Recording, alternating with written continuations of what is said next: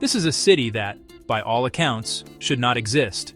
A glittering metropolis, a vertical forest of steel and glass, home to over 7 million people. It is one of the most significant financial centers on the planet, a place where fortunes are made and futures are forged. Yet, it was built on a foundation of impossibility. This city had almost no flat land, a mere fraction of its territory suitable for conventional construction. It is a city built in defiance of its own geography. And in overcoming these challenges, it became one of the greatest cities on Earth. The questions it poses are staggering. How can millions of people live, work, and thrive on the precipitous slopes of a mountain range? How do you build skyscrapers on inclines that would be challenging even to walk up? This isn't just about building tall. It's about building tall on a landscape that is actively working against you. And what about the most basic element of life? With no major rivers and limited natural lakes, where does all the fresh water come from? How do you sustain a megacity in a place that is, for all intents and purposes, a water-scarce island? The scale of the demand seems to defy the available resources. Then there is the question of movement. Every day, millions of journeys are made. How does one of the world's busiest and most densely populated cities keep moving? How do you create a transport network that can navigate not just through, but also over and under this complex, three-dimensional urban landscape without grinding to a permanent halt? These are not just logistical puzzles. They are existential challenges. So why didn't geography stop Hong Kong? Why did this particular collection of steep, rocky islands at the mouth of the Pearl River become a global powerhouse, while other, more hospitable locations did not? To find the answer, we must look back to its origins. Long before the skyscrapers, the city was a scattering of small fishing villages and pirate hideouts. Early settlers clung to a narrow coastal strip, a sliver of land dwarfed by the imposing, often barren mountains behind them. Life was dictated by the terrain, difficult, constrained, and isolated. The land offered little promise. The answer, the secret to Hong Kong's destiny, begins not with the land, but with the water. Specifically with what lies between Hong Kong Island and the Kowloon Peninsula. A deep, sheltered, natural harbor. This wasn't just any harbor. It was, and is, one of the finest in the world. Its depth allows large, ocean-going vessels to anchor close to shore, while the surrounding hills provide a natural shield against the fierce winds of typhoons and the turbulent waters of the South China Sea. It was a mariner's dream, a strategic prize that proved irresistible to the burgeoning British Empire. In the 19th century, Britain, the dominant naval power, was seeking to expand its trade with China. They needed a secure, ice-free, deep-water port that they could control year-round, a gateway to the vast markets of the mainland. Victoria Harbor was the perfect solution. It was a secure base to control trade, project power, and resupply their fleet. The decision to establish a colony here was driven entirely by this maritime advantage. The problematic land was, at the time, a secondary concern. But that secondary concern would soon become the primary obstacle. The land itself was a formidable opponent. Hong Kong is not built on soft earth or sedimentary rock. It is a rugged collection of steep, granite mountains, the weathered remains of an ancient supervolcano. This geology is a double-edged sword. On one hand, this volcanic granite provided an incredibly stable foundation. Once you could get to it, the rock was strong enough to anchor the tallest of buildings, a solid base upon which a vertical city could be built. But on the other hand, its hardness made creating usable space a brutal, exhausting battle against nature. You couldn't simply level the land with shovels. You had to blast it, drill it, and break it. In the early days, this was a Herculean task. Every square meter of flat land had to be fought for, carved out by hand with picks, shovels, and sheer human will. The first roads were narrow tracks etched into the hillside. The first buildings were perched precariously on hand-cut platforms. This was the genesis of Hong Kong's defining characteristic, a relentless, century-and-a-half-long war against gravity and geology. The city's very DNA is encoded with this struggle, a story of human ingenuity turning a geographical curse into the foundation for an impossible city. When carving terraces wasn't enough, engineers adopted a more radical philosophy, robbing the hills to pay the sea. They blasted the mountains and used the rock to manufacture new land from the harbor itself. The original shoreline now lies hundreds of meters inland, buried beneath the city's financial heart. The city was literally building its own foundation out of its former constraints. With new land filled, the only direction left to go was skyward. The solution to a horizontal problem became a vertical one. This sparked an explosion of innovation, turning Hong Kong into a living laboratory for high-rise construction. To build on this unstable ground, engineers sank colossal piles, like massive stilts, to root the towers to the island's core. But these towers had to face another adversary, the ferocious winds of seasonal typhoons. The secret is controlled flexibility. Giant internal pendulums act as counterweights, allowing towers to bend, not break. As Hong Kong's vertical city reached for the sky, its planners confronted a fundamental paradox. The very geography that had blessed it with a deep, sheltered harbor, the steep, volcanic mountains plunging into the sea, now acted as a formidable barrier to its own growth.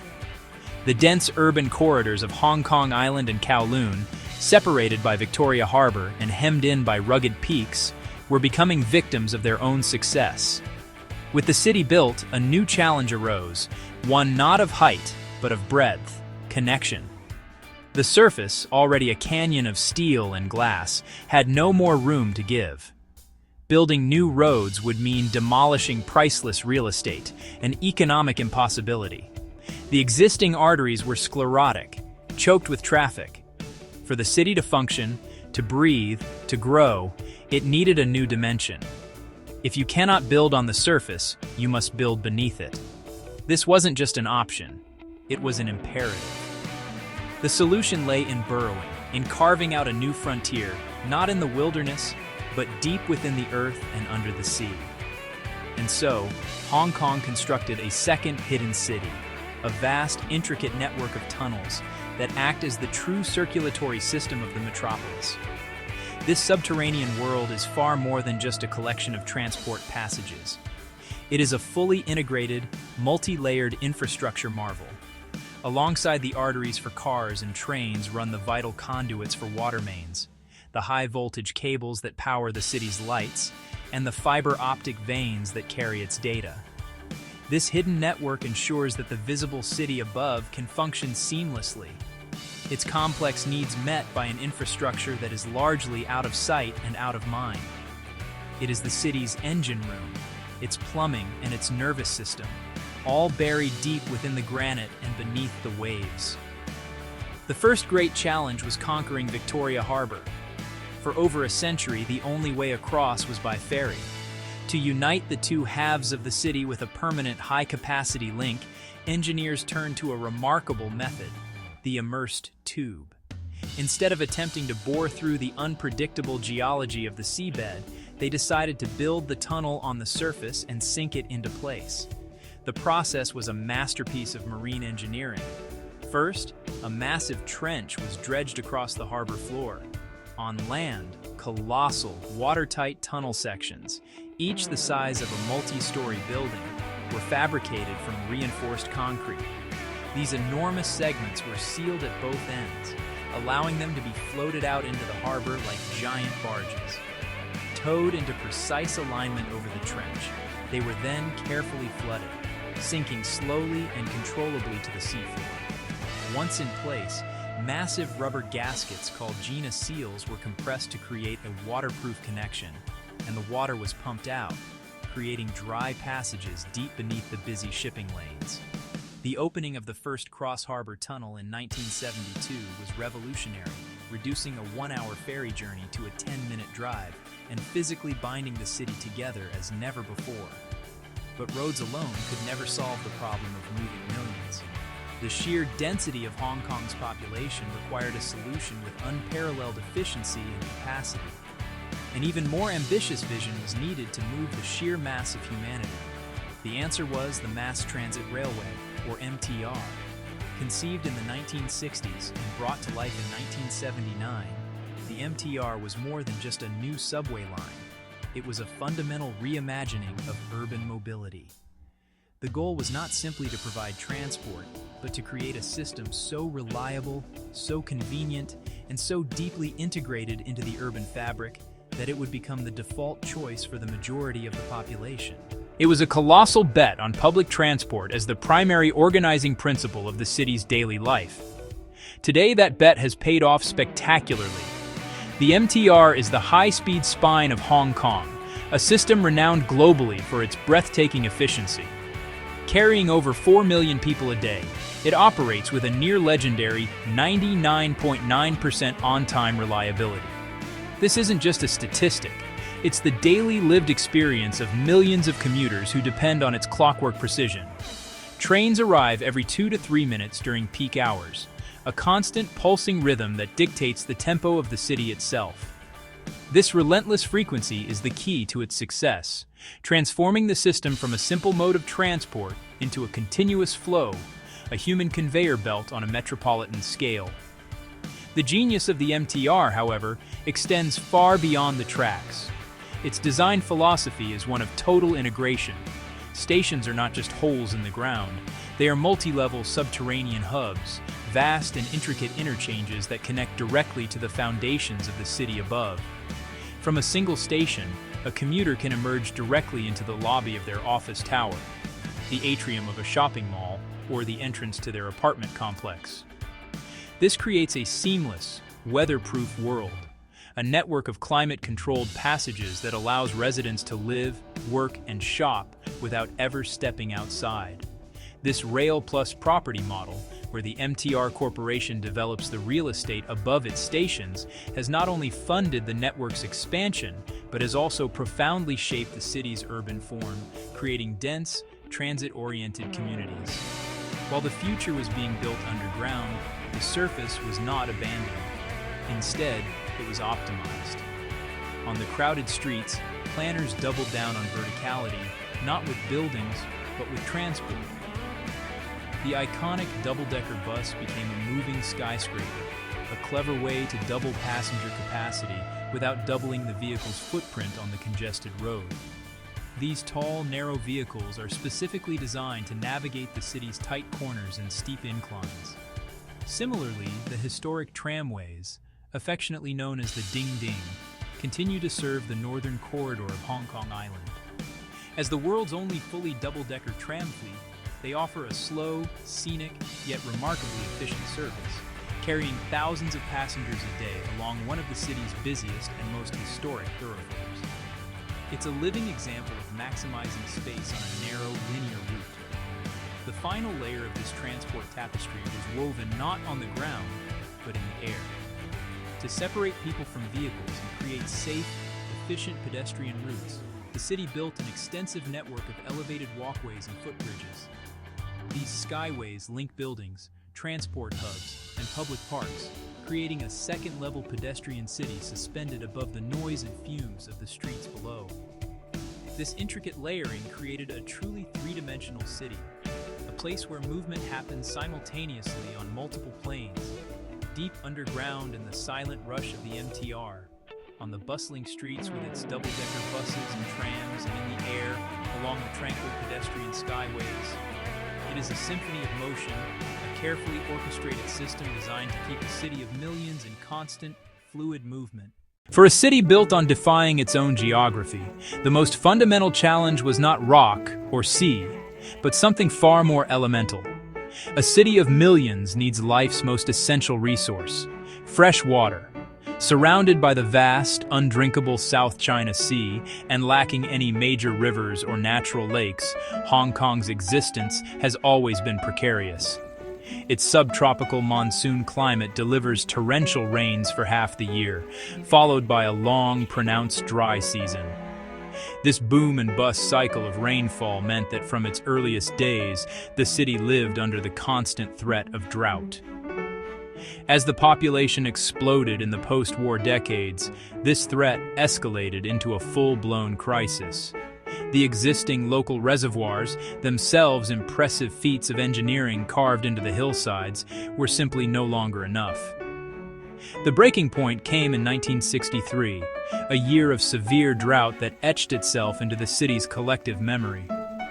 Water rationing became a harsh reality of daily life. For over a year, water was supplied for just 4 hours, every 4 days. The images from that time are stark.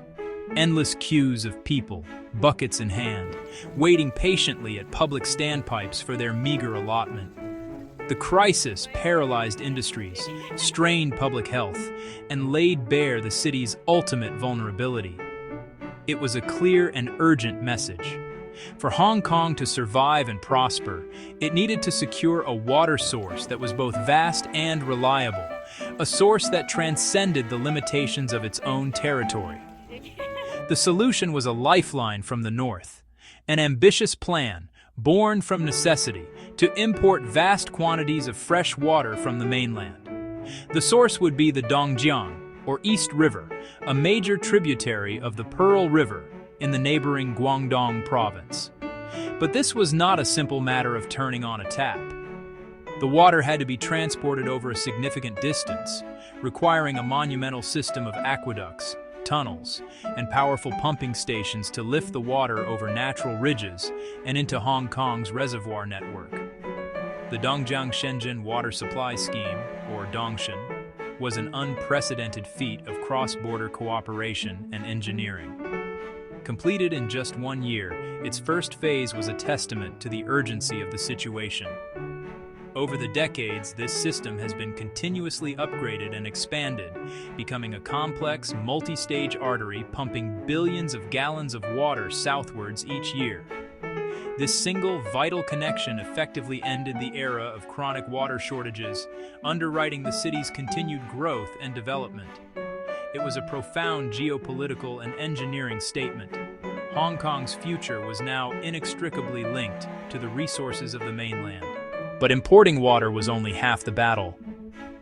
To store the massive influx from the Dongjiang, especially during the rainy season, Hong Kong needed a vessel of equally epic proportions. With all suitable inland valleys already dammed, engineers turned their gaze to the sea itself. They did the unthinkable.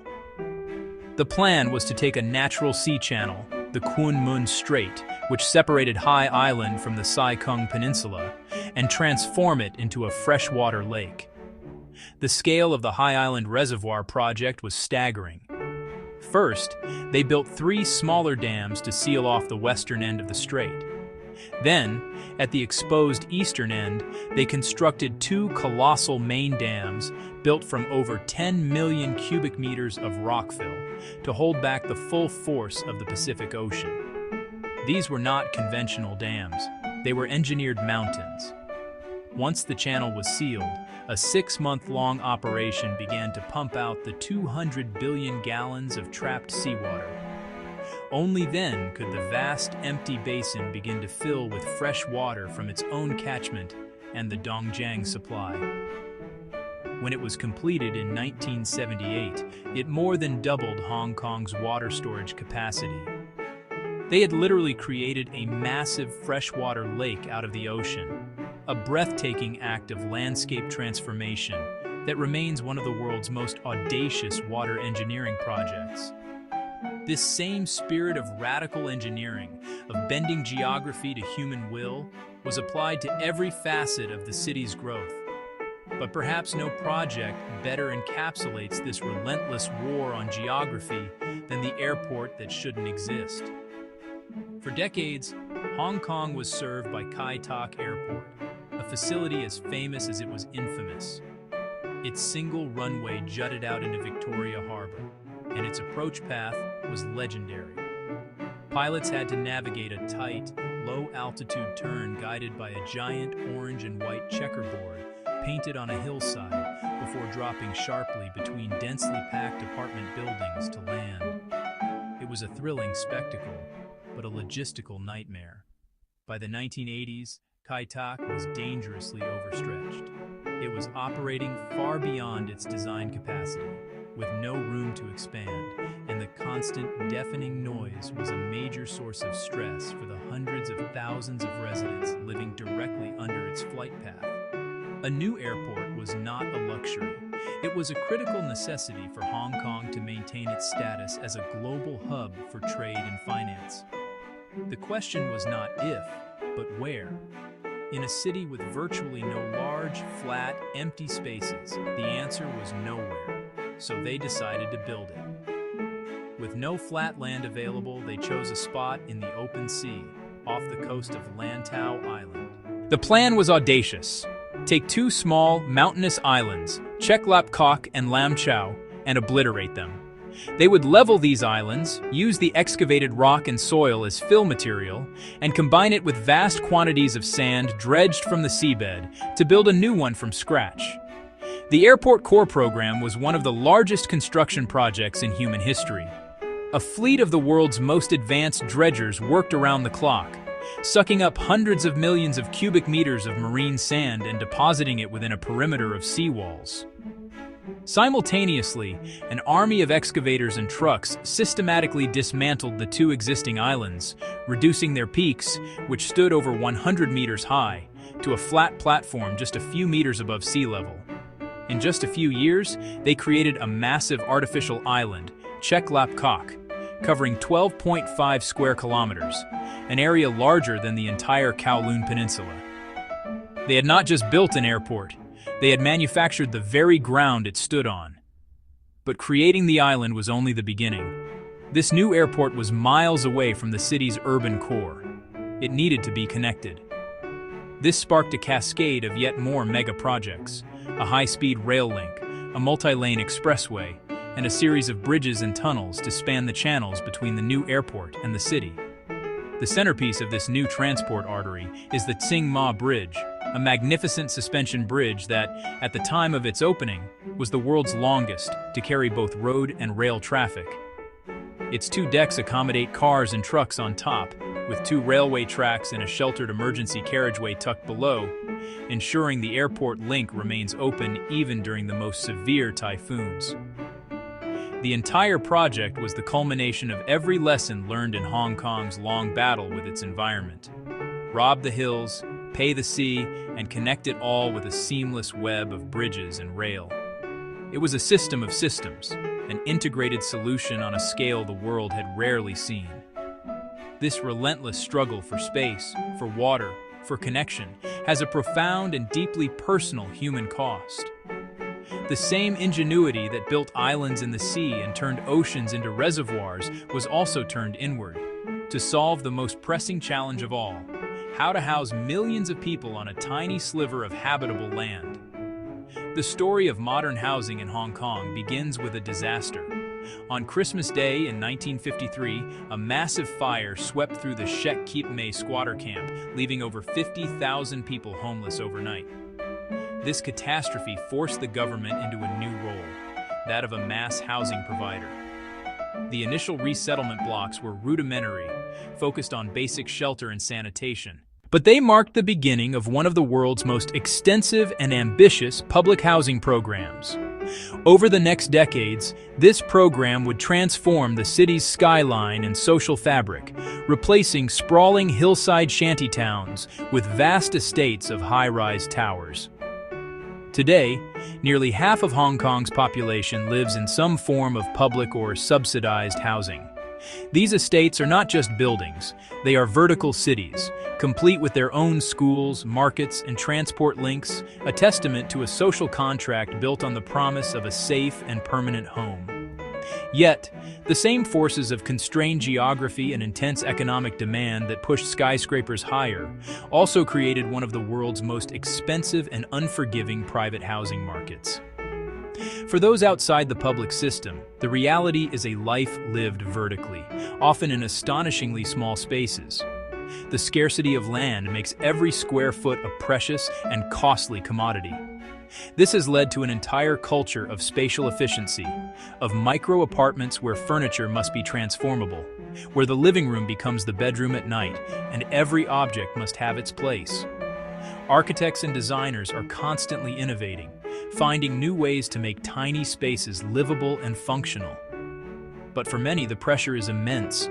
The dream of home ownership is increasingly out of reach, and a significant portion of the population lives in subdivided units, apartments illegally partitioned into multiple tiny cubicles, sometimes with barely enough room for a bed. This is the stark paradox of Hong Kong, a city of immense wealth and architectural marvels, where many of its residents struggle for the most basic need of adequate personal space. This is the vertical compact. It's an unwritten social agreement, an implicit trade-off. In exchange for a place in this extraordinary city, with its safety, its economic dynamism, its unparalleled public transport, and its vibrant street life, one accepts a radical redefinition of personal space.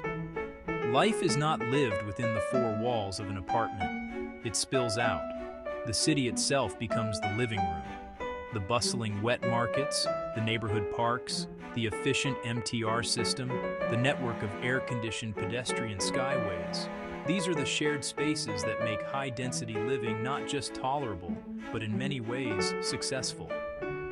The lack of private space is compensated for by the richness of public life. It's a model of urbanism forged in the crucible of extreme constraints, a continuous, delicate balancing act between monumental engineering and the intimate, everyday needs of the human spirit. The story of Hong Kong is a dialogue between nature's constraints and humanity's ambition. Every challenge was met with an audacious engineering solution. Hong Kong succeeded not because it had perfect geography, but because it refused to be defined by its limitations. It is a narrative written in concrete, steel, and reclaimed land, a testament to overcoming the impossible, and one of humanity's greatest urban achievements.